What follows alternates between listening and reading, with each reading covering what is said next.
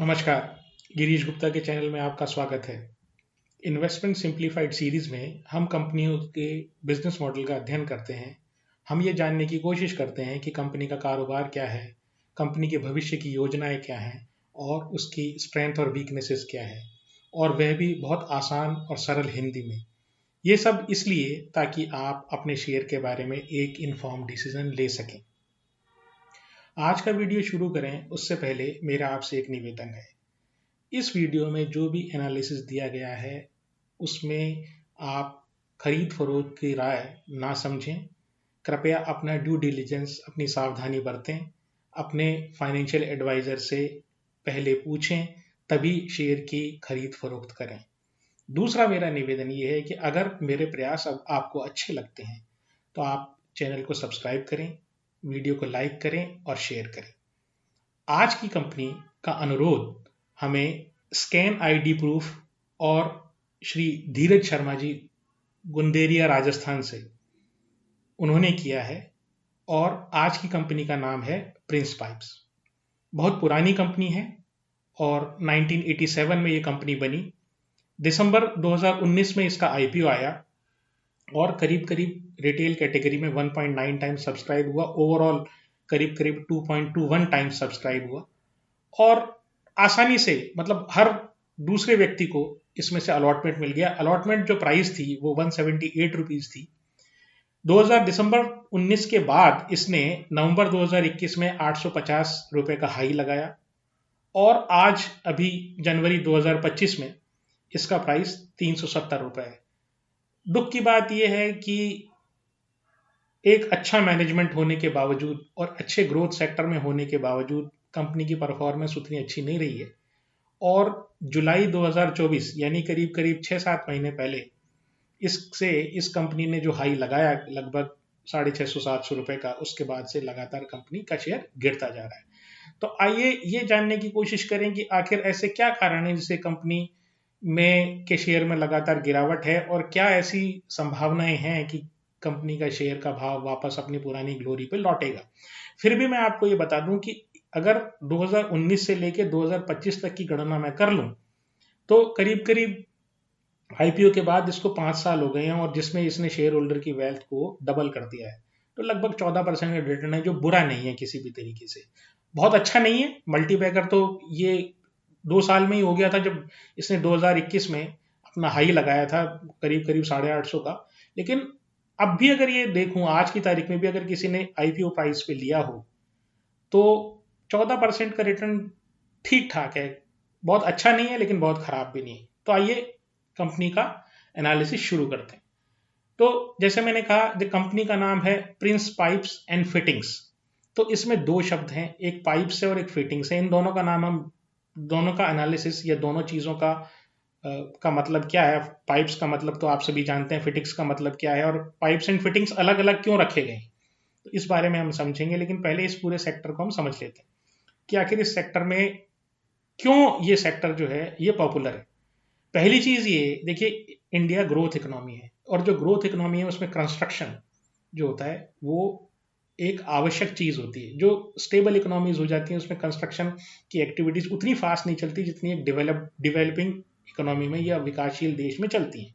तो भारत में एक तो जो रियल एस्टेट की एक्टिविटीज हैं वो बढ़ रही हैं, पहली चीज ये। दूसरी चीज ये कि इरिगेशन, सबसे ज्यादा उपयोग जो इनके पाइप्स का होता है, या किसी भी पाइप का सबसे बड़ा इस्तेमाल वो एग्रीकल्चर में है, पानी देने के लिए। ठीक है, चाहे वो ड्रिप से अपन पानी दें या कुएं से पानी निकालें या खेतों में पाइपलाइन बिछाएं, तो वहां पर सबसे ज्यादा उपयोग है। उसके बाद जो दूसरा उपयोग है वो है वाटर सप्लाई एंड सैनिटेशन में।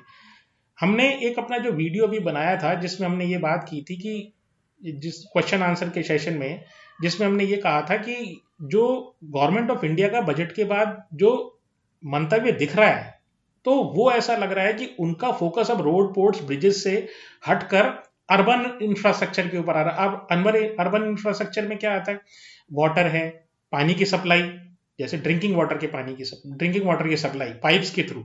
उसके बाद एनर्जी ट्रांसपोर्टेशन है, जैसे गैस की पाइप्स के थ्रू गैस की सप्लाई, या सीवरेज की लाइन बिछाना, तो सरकार ने का जो फोकस है वो बिल्कुल क्लियर ये लग रहा है कि उनका फोकस अर्बन इंफ्रास्ट्रक्चर के ऊपर जा रहा है। तो अर्बन इंफ्रास्ट्रक्चर में जब आप सीवरेज लाइन डालेंगे या पाइप की लाइन डालेंगे तो या पानी की लाइन डालेंगे तो आपको पाइप्स की जरूरत ही पड़ेगी।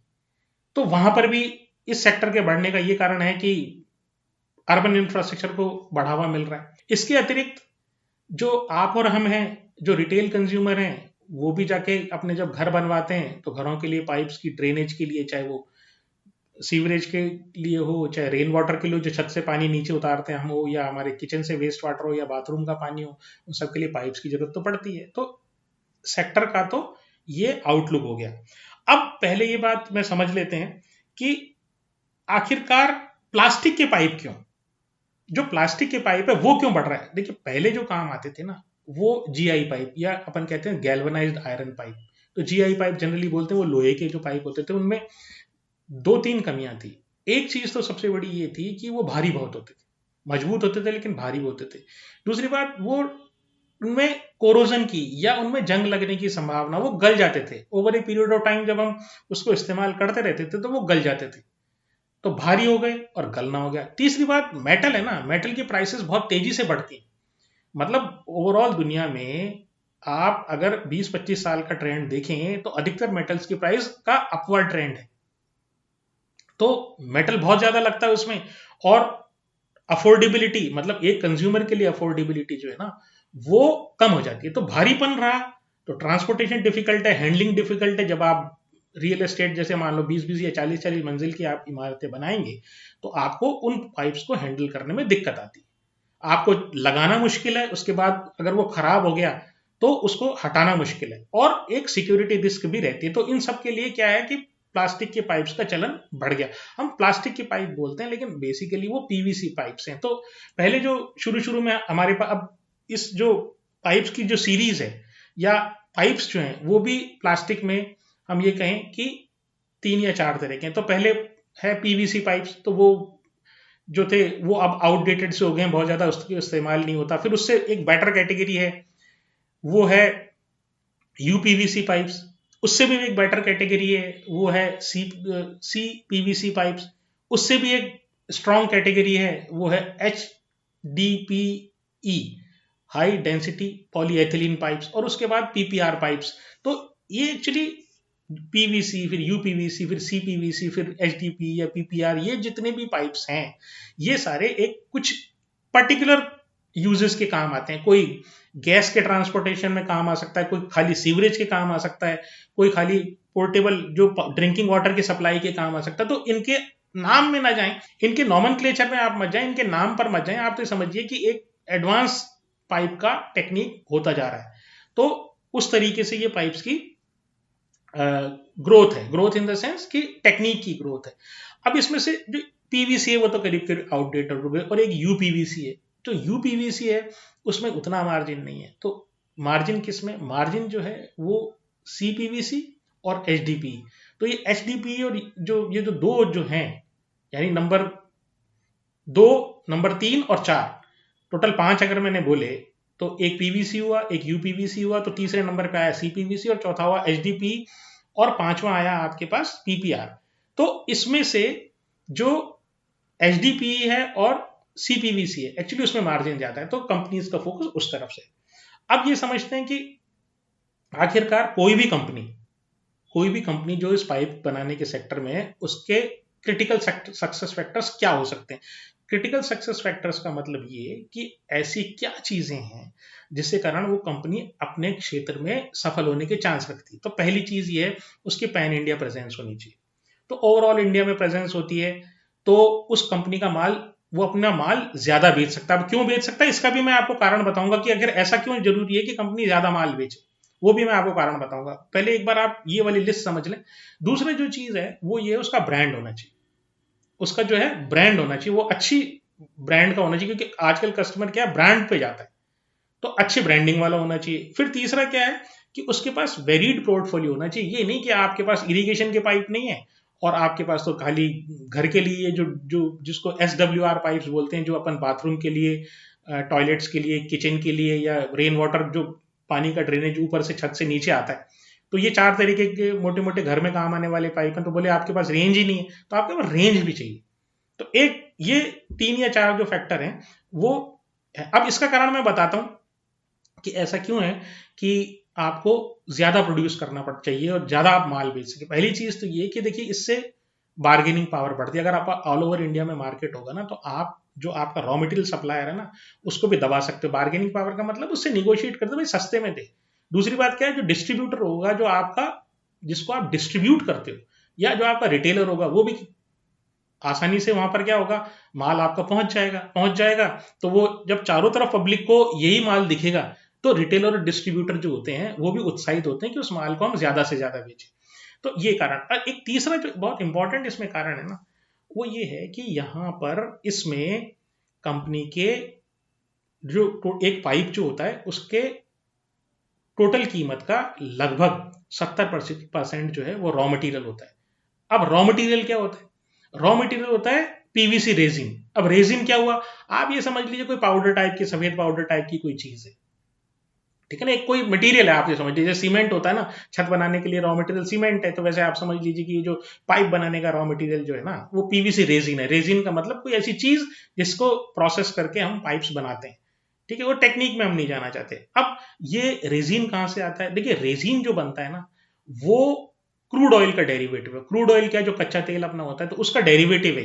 डेरिवेटिव का मतलब क्या? उससे प्रोड्यूस होता है। जब अब रिफाइनिंग हम करते हैं, जब हम रिफाइनिंग करते हैं क्रूड ऑयल की, तो उस क्रूड ऑयल से कई प्रोडक्ट्स बनते हैं, उसमें से एक प्रोडक्ट की पीवीसी रेजिन भी होता है। तो अब ये जो पीवीसी रेजिन है, ये या तो इंपोर्ट आप कर सकते हो, या आप लोकल डोमेस्टिक हमारे प्लेयर्स हैं उनसे आप ले सकते हो। तो जैसे रिलायंस है, उसकी रिफाइनरी है, तो उसमें से ये रेजिन निकलता है उनके रिफाइनिंग के प्रोसेस के बाद, तो आप वहां से ले लो। या आप पूरी आपको पूर्ति नहीं हो पाती है, तो आप इंपोर्ट कर लो। लेकिन इंपोर्ट में फिर एक रिस्क है। इंपोर्ट में रिस्क ये कि जो ट्रेड जो होता है वो तो रुपी डॉलर में होता है, तो डॉलर की रेट ऊपर नीचे होती है, और डॉलर की रेट ऊपर नीचे हुई तो आपको नुकसान होने के चांसेस होते हैं, क्योंकि आप तो इंपोर्टर हो, ठीक है। तो बात ये है कि यहां पर जो स्थिति है वो ये है कि आपको वो जो 70% आपके रॉ मटेरियल की प्राइस है ना, उसको मैनेज करना आना चाहिए कि कैसे आप उसको मैनेज करें।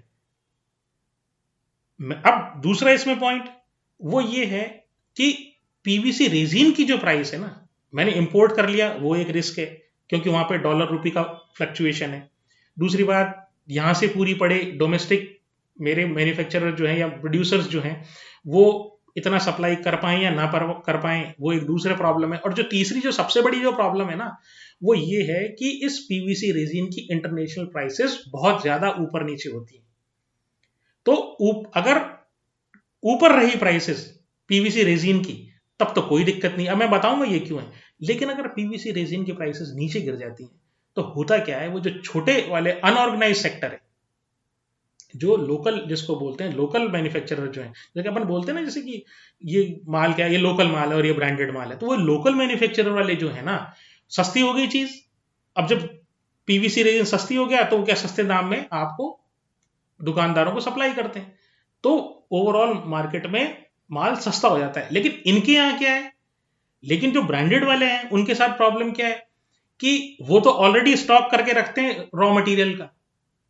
उसने, देखिए कोई भी ब्रांडेड वाला होता है ना, वो इस बात का असेस करता है कि अगले 6 महीने में या अगले 2 महीने में मुझे कितना प्रोड्यूस करना है, कितना मतलब मुझे बनाना है, उसका असेसमेंट करता है वो।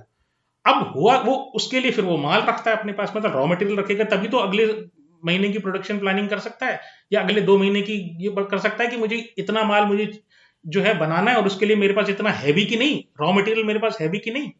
तो उसी तरीके से क्या है कि वो अगर बाजार में पीवीसी रेजिन के प्राइसेस गिर गए, तो उसके पास तो हाई इन्वेंट्री है, हाई पैसे की, मतलब हायर कॉस्ट की इन्वेंट्री है, उसके पास तो रॉ मटेरियल हायर कॉस्ट का है, तो वो हायर कॉस्ट पे ही बेचेगा आपको। मतलब वो आपके पास जो माल आएगा, रिटेलर के पास फिनिश्ड गुड बना के जब भेजेगा, वो तो हायर कॉस्ट पे ही आने वाला है।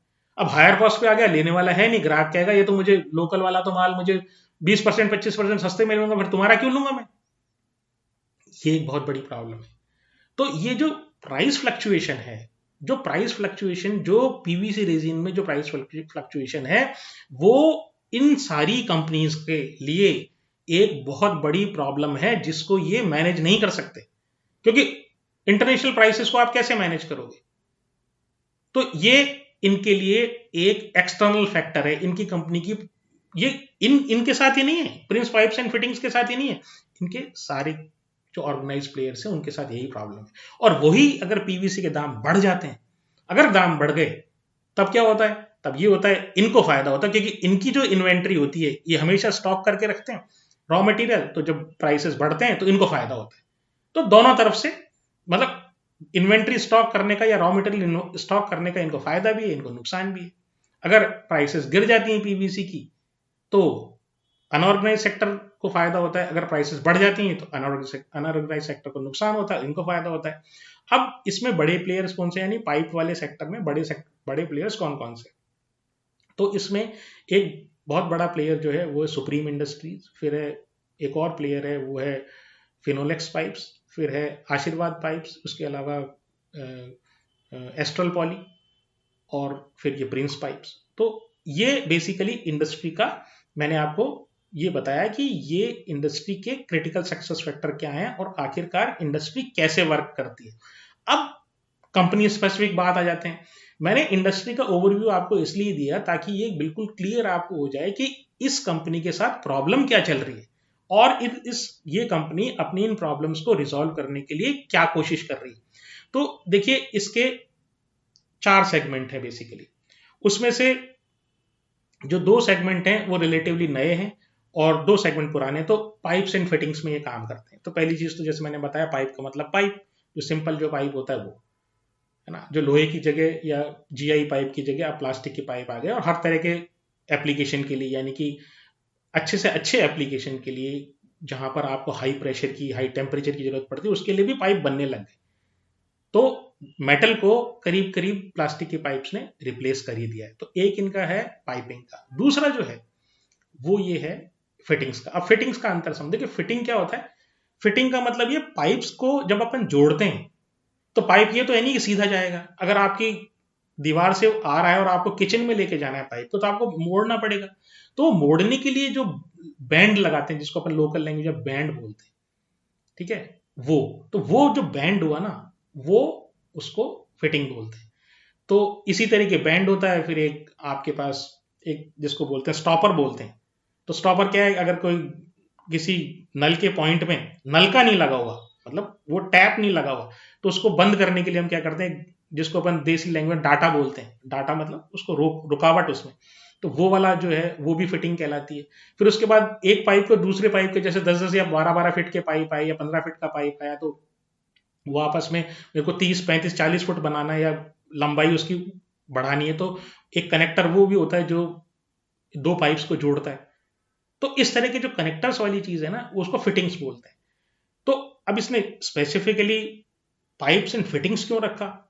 पाइप्स जो है उसका मैन्युफैक्चर आसान है, और जो फिटिंग्स का मैन्युफैक्चर है ना, वो डिफिकल्ट है और बहुत प्रेसाइज, बहुत एक्यूरेट उसे मैन्युफैक्चरिंग चाहिए। अब जो लोकल वाले हैं वो पाइप्स की मैन्युफैक्चरिंग तो कर लेते हैं, लेकिन फिटिंग्स की मैन्युफैक्चरिंग नहीं कर पाते, क्योंकि उसमें बहुत ही ज्यादा एक्यूरेट इंजीनियरिंग और मैन्युफैक्चरिंग चाहिए। तो जब ऐसी स्थिति आ जाती है तो फिटिंग्स में क्या है, मार्जिन ज्यादा है। तो इनका फोकस, यानी ये जितने भी प्लेयर्स हैं इस प्लास्टिक के पाइप की इंडस्ट्री में, जितने भी प्लेयर्स हैं, उनका फोकस इस बात पे रहता है कि पाइप्स तो बनाए ही बनाए, क्योंकि उनका ये मेजर आइटम है, लेकिन साथ ही में हम इसके साथ फिटिंग्स बनाए, तो फिटिंग्स में मार्जिन ज्यादा है। दूसरा इनका जो सेगमेंट है वो है मॉडर्न प्लम्बिंग। देखिए आजकल क्या है, आदमी लग्जूरियस लाइफ जीना चाहता है, अच्छे से अच्छा फ्लैट बिल्डिंग बनाना चाहता है, मॉल वगैरह जहां पर भी आप जाएं तो इस तरह की नहीं हो कि उसमें ड्रेनेज में आवाज आए कि पानी बह रहा है। कई बार आप अगर किसी छोटे शहरों में या हमारे घरों में, नॉर्मल घरों में देखें, तो अगर आप बाथरूम का टैप खोलते हैं तो उसमें एक अजीब सी आवाज, गड़गड़ गड़गड़, जैसे कोई हुक्का पी रहा है, इस तरह गड़गड़ाहट की आवाज आती है। तो इस तरह की कोई, मतलब साइलेंट ऑपरेशन होना चाहिए, इस तरह की कोई आवाज, गड़गड़ाहट की या किसी भी तरीके की ऐसी आवाज नहीं आनी चाहिए जब पानी फ्लो हो रहा हो।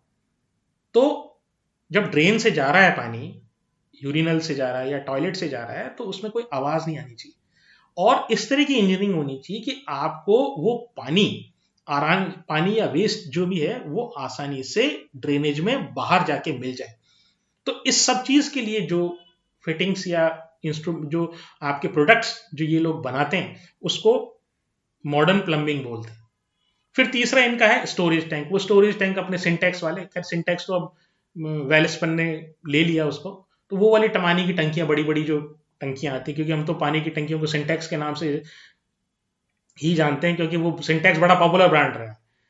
तो तीसरा ये। चौथा, अब इन्होंने एक नया जो है सेगमेंट अब क्यों किया है इन्होंने वो भी मैं आपको बताऊंगा। तो एक नया सेगमेंट इन्होंने लिया है, वो है बाथवेयर का। अब बाथवेयर क्या हुआ, बाथरूम में काम आने की जितनी भी चीजें होती है, अपने फॉसेट्स हुए, फॉसेट मतलब हाई फाई वो नल होते हैं जिसमें से कई बार अपन होटल्स वगैरह में जाते हैं जिसमें पानी निकलता है, झागदार पानी निकलता है, और वो जिसके नीचे यूं हाथ कर देते हैं तो वो पानी चालू हो जाता है और अपने आप बंद हो जाता है। एयरपोर्ट्स में भी देखे होंगे आजकल, तो काफी जगह होने लगे, मॉल्स में होता है ऐसा। तो वो फॉसेट्स। दूसरा क्या हुआ, सिस्टर्न्स, वो पीछे जो टॉयलेट के पीछे जो टंकी टाइप लगी रहती है वो। और इसके बाद हुआ आपके शावर्स हुए, ये आपके सैनिटरी वेयर्स हुए, सिंक वगैरह जो वॉश बेसिन और सिंक वगैरह ये सब। तो ये वाली सारी चीजें भी ये प्रोड्यूस करते हैं। अब ये तो हुई इनके प्रोडक्ट्स की बात। अब इनकी स्ट्रेंथ एक बार जान लेते हैं।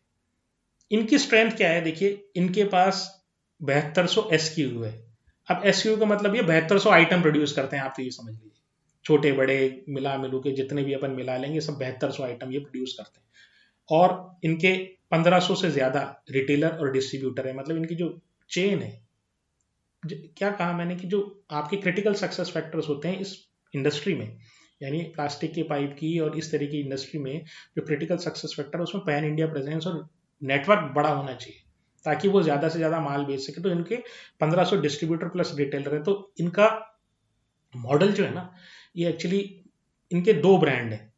तो एक ब्रांड जो नॉर्मल इनका ब्रांड है, उस ब्रांड में तो ये क्या करते हैं कि पहले डिस्ट्रीब्यूटर को बेचते हैं अपना माल, डिस्ट्रीब्यूटर जो है वो रिटेलर को बेचता है, और रिटेलर फिर आगे एंड कंज्यूमर को या प्लम्बर जो भी होता है उसके पास तक आता है। एक दूसरा इनका ब्रांड जो है उसमें ये क्या करते हैं, ये डायरेक्ट रिटेलर को बेच देते हैं, डिस्ट्रीब्यूटर को इन्होंने खत्म कर दिया ताकि मार्जिन इनका बच जाए। जो उनका पुराना बिजनेस है, जो ये पुराना बिजनेस है इसमें नॉर्मल पाइप वाला, उसमें तो ये हमेशा से अपना ये जो डिस्ट्रीब्यूटर प्लस फिर रिटेलर और फिर प्लम्बर ये वाला मॉडल अपनाते हैं। एक इसके अलावा इन्होंने एक, जैसे आजकल हर कंपनी की वेबसाइट है और डायरेक्ट वो कस्टमर को माल बेच देते हैं, इनकी वेबसाइट भी है, वो वेबसाइट के थ्रू भी ये माल अपना बेचते हैं।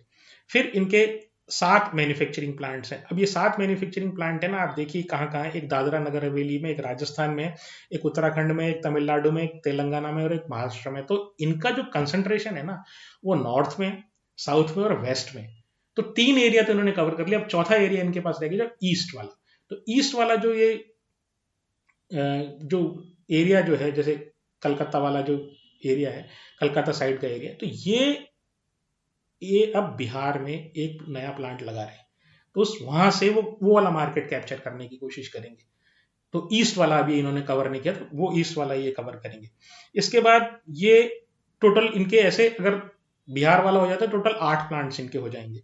फिर इसके बाद जो प्रोमोटर है वो बड़ा एक्सपीरियंसड है, 30 साल का उनको अनुभव है कंपनी चलाने का, और बहुत ही साफ सुथरा मैनेजमेंट है। अभी तक कोई इस तरह के जो और प्रोमोटर्स के कई और कंपनीज में, जैसे मैंने एग्जांपल दिया कि राजेश एक्सपोर्ट्स में हुआ या पीसी जूलर में हुआ या कल्याण जूलर में सुनने की कई बातें आती हैं, तो इस तरह का नहीं, बड़ा साफ सुथरा सा इनका मैनेजमेंट है। तो अब ग्रोथ के लिए क्या कर रहे हैं, तो देखिए ग्रोथ के लिए इनका ये कहते हैं कि भाई हम प्रीमियम प्रोडक्ट बनाएंगे। अब प्रीमियम प्रोडक्ट का मतलब क्या है कि जैसे नॉर्मल प्रोडक्ट जो है ना उसमें तो कुछ मिलता है नहीं, तो कंपटीशन इतना हो गया, तो आपको ये एक तो ब्रांड बिल्डिंग कर रहे हैं, ब्रांड बिल्डिंग करने के साथ साथ ये क्या प्रीमियम प्रोडक्ट बना रहे हैं। तो प्रीमियम के नाम से बहुत अच्छा पैसा ये चार्ज कर सकते हैं, तो उसमें मार्जिन बढ़ जाता है। फिर ये जो है, जैसे मैंने बताया, ये बिहार के जो प्लांट है उससे उसके थ्रू ये ईस्ट इंडिया के मार्केट या जो पूर्वी भारत है उसके पूर्वी भारत को मार्केट को कैटर करने की कोशिश कर रहे हैं। फिर जैसे अभी मैंने बताया कि ये मॉडर्न जो मॉडर्न प्लम्बिंग जो है उसमें आ रहे हैं और बाथवेयर में आ रहे हैं। तो उसके लिए उन्होंने एक एक्वेल करके कंपनी, एक फॉरेन कंपनी थी, वो उन्होंने छोटी सी कंपनी है जो एक्वायर की है, और उसके प्रोडक्ट्स एक्चुअली ये शुरू कर रहे हैं। फिर इनका अपने डिस्ट्रीब्यूटर और डीलर जो नेटवर्क है ये बढ़ाने का इरादा है। अब ये सारी बातें तो समझ ली, बट बात ये है कि जुलाई के बाद जो 600 650 का भाव था वो अब तो 300 समथिंग का भाव हो गया, 370 के आसपास करीब भाव रह गया। तो ये ऐसा क्यों हुआ? देखिए, इसका एक बहुत बड़ा जो कारण है ना, वो इनके हाथ में नहीं है। पहली चीज तो ये है कि जो जो पीवीसी की रेजिन की जो प्राइस है ना वो नीचे गिरी, और जैसे ही नीचे गिरी तो जो इनके रिटेलर थे उन्होंने ये कहा भाई हम माल नहीं लेंगे। पहले तो ये क्या करते थे, अपने कंपनी से ट्रक प्रोड्यूस करके उनके यहाँ भिजवा देते थे। तो जो रिटेलर था या डिस्ट्रीब्यूटर था वो इस एंटिसिपेशन में या इस आशा में कि माल ये बिक जाएगा वो अपने पास रख लेते थे। लेकिन जैसे ही दाम कम होते हैं पीवीसी रेजिन के, मतलब रॉ मटेरियल के दाम जैसे ही कम होते हैं, वैसे इनको ये बात पता है कि सस्ता माल बाजार में आएगा। मतलब रिटेलर और डिस्ट्रीब्यूटर को ये बात पता लग जाती है कि सस्ता माल से हमारा कंपटीशन होने वाला है और इनका माल बिकेगा नहीं और ये माल हमारे गले में रह जाएगा। तो वो क्या है, डी स्टॉकिंग कर देते हैं, वो लेते नहीं। तो इनका मैन्युफैक्चर तो होता है बट बिकता नहीं है, तो फिर क्या करें? तो एक तो ये कारण है, और ये इनके हाथ में नहीं है। ये कितना भी एक्यूरेट प्रोडिक्शन कर लें, ये दुधारी तलवार है। फायदा भी हो सकता है, अगर पीवीसी के पाइप प्राइसेस बढ़ गए तो इनको फायदा हो जाता है, अगर पीवीसी रेजिन के दाम गिर गए तो इनको नुकसान हो जाता है। तो दोनों तरीके से ये जो है मतलब दुधारी तलवार है इनके लिए। अब आपने वो रिलैक्सो वाला हमारा अगर वीडियो अगर आपने नहीं देखा तो एक बार देख लीजिए, उसमें भी मैनेजमेंट के साथ यही प्रॉब्लम थी, लेकिन वहां पर मैनेजमेंट एक्सट्रीमली कंफ्यूज्ड है। लेकिन यहाँ का जो मैनेजमेंट है ये बिल्कुल इस बात के लिए फोकस्ड है कि इसको ये मालूम है कि हमें क्या करना है। रिलैक्सो वाले में दुर्भाग्य की बात ये है कि उनको यही समझ में नहीं आ रहा कि करना क्या है। भाई आदमी चलो नफा नुकसान जो भी हो रिस्क लेगा, एंटरप्रेन्योर ही तो है। एंटरप्रेन्योर का मतलब ही वो आदमी है जो रिस्क लेता है। तो वहां तो एंटरप्रेन्योर का पता ही नहीं कि वो करना क्या चाहता है। यहाँ कम से कम मैनेजमेंट को ये तो पता ना हम किस डायरेक्शन में जा रहे हैं। बहुत बढ़िया उनको ये बात पता है मैनेजमेंट को, यहाँ प्रिंस पाइप्स एंड फिटिंग्स वालों को, कि हमारा जो कंपटीशन है वो बढ़ता जा रहा है, और जब बढ़ेगा तो पाइप्स में बढ़ेगा तो हम क्या करते हैं, हम वैल्यू एडिड यानी कि मार्जिन वाले चीजों में जाते हैं। तो एक एक अच्छी सी फॉरेन की का ब्रांड एक्वेल करके जैसे मैंने बताया, तो बात फेयर में आ गई, ईस्ट मार्केट को कैप्चर करने की कोशिश कर रहे हैं कोशिश। मैं आपसे ये कह रहा हूं ये कोशिश कर रहे हैं। बहुत सी चीजें इनके हाथ में नहीं है, उसके बावजूद भी ये कोशिश कर रहे हैं, तो डायरेक्शन लेस नहीं है। ये चीज शेयर के बारे में उम्मीद ये जताती है कि शायद आने वाले टाइम में अगर पीवीसी के प्राइसेस बढ़ने लगे और एक स्टेबिलिटी आ गई, पीवीसी के रेजिन की जो प्राइसेस हैं उसमें अगर स्टेबिलिटी आ गई तो शायद कंपनी की परफॉर्मेंस बेटर होगी, शायद कंपनी अपना ब्रांड स्टैब्लिश कर पाएगी। तो ये इसके मैंने आपको कंपनी के जो एक तो कंपटीशन है, दूसरा पीवीसी रेजिन वाली बात मैंने आपको बताई। ये जो दो मेजर रीजन है। तीसरी बात, सरकार की तरफ से खर्चा नहीं हो रहा, क्योंकि अभी पिछले साल तो चुनावों में चला गया तो बहुत ज्यादा अर्बन इंफ्रास्ट्रक्चर पे खर्चा नहीं हुआ, रियल एस्टेट का थोड़ा हालत खराब है। तो ऑफ कोर्स जब ऐसी स्थिति आ जाती है और मार्केट में कंपटीशन ज्यादा होता है तो कंपनी का परफॉर्मेंस करना मुश्किल हो जाता है। तो ये कारण है। लेकिन फिर भी मैं आपको ये कहूंगा कि कंपनी डायरेक्शन लेस नहीं है, डायरेक्शन लेस बिल्कुल भी नहीं है। अब इसके फाइनेंशियल के बारे में बात करते हैं। इसका मार्केट कैप है करीब 4150 करोड़ रुपए का, आरओई है 11.4 का। देखिए ये जब 2019-20 में जब इनका आईपीओ आया था ना, तब इसका आरओई करीब करीब 20% था और अब 11% रह गया है। तो ये दिखाता है कि एक्चुअली कॉम्पिटिटिव इंटेंसिटी बढ़ रही है और ये अपने फाइनेंसेस को चाहे ये कितनी भी कोशिश कर रहे हैं पूरी तरह मैनेज नहीं कर पा रहे हैं। फिर पी है 31 का। अब ऐसी स्थिति में अगर पी 31 का है, देखिए जुलाई में भाव जो था ना तो वो बहुत ज्यादा था। तो अगर जुलाई 2024 में तो भाव काफी ज्यादा था, 650 या 700 का था, मुझे एग्जैक्टली ध्यान नहीं है, आप एक बार चेक कर लीजिएगा। तो वहां पर तो इसकी पी और भी ज्यादा होगी। अब 370 पे इसका जो पी है ना वो 31 का है, जो ज्यादा है, मैं आपको ये कह रहा हूं। फिर डेट टू इक्विटी, मतलब हर 100 रुपए जो इक्विटी है उसके ऊपर 11 रुपए डेट है, कोई खास बात नहीं है, अच्छा रिजर्व है उनके पास। अब पिछले 12 महीनों में इनकी सेल जो है ना वो 4% डाउन हो गई और प्रॉफिट 36% डाउन हो गया। अब प्रॉफिट तो डाउन होना ही है भाई, आप जो है हाई प्राइस पे इन्वेंट्री रखोगे और पीवीसी के दाम नीचे चले गए तो लॉस तो होना ही है आपको। फिर आपको अपने जो चैनल पार्टनर जिनको रिटेलर डिस्ट्रीब्यूटर, फिर उसको इंसेंटिव देना पड़ता है क्योंकि माल नहीं बिक रहा होता, क्योंकि अनऑर्गेनाइज सेक्टर आ जाता है तो माल नहीं बिकता। तो दूसरे आपके जो दूसरे कॉम्पिटिटर ऑर्गेनाइज वाले, जैसे सुप्रीम इंडस्ट्रीज हुआ, जैसे एस्ट्रल पॉली हुआ, जैसे आपके फिनोलेक्स पाइप हुआ, तो ये बीच पिक्चर में आ जाते हैं। जब ये पिक्चर में आ जाते हैं तो ये अपने डिस्ट्रीब्यूटर रिटेलर को अपना माल देने के लिए उनको इंसेंटिवाइज करते हैं, उनको इंसेंटिव देते हैं, स्कीमें जिसको बोलते हैं, स्कीम निकालते हैं। जब स्कीम निकालते हैं तो आपको माल आगे पास ऑन करना, तो आपको भी यही काम करना पड़ेगा, वरना तो आपका रिटेलर तो आपका माल लेगा नहीं। तो ये सब चीजें जो है ना, ये सब चीजें इनके लिए एक हेडविंड है। हेडविंड का मतलब इनके लिए बाधाएं पैदा कर रही हैं, ये सब जो मैंने आपको बताई। तो प्रॉफिट 36% डाउन हो गया। अब अच्छा, प्रमोटर का जो स्टेक है वो 61% है, एफआईआई का 6.5 है, और डीआईआई और रिटेल का दोनों का करीब करीब 16.5% तो ये अच्छा, जो जो आप ये देखिए, एफआईआई का भी 6.5% है और डीआईआई का भी 16.5% है। ये डीआईआई और ये करीब करीब स्टेबल रहा है, थोड़ा सा कम हुआ है ये पिछले 2-3 क्वार्टर्स में, लेकिन फिर भी कम नहीं हुआ है, बहुत ज्यादा कम नहीं हुआ है ये। तो ये जो है ना डीआईआई और एफआईआई का इस कंपनी में कॉन्फिडेंस दर्शाते हैं। तो ये रही प्रिंस पाइप्स की बात।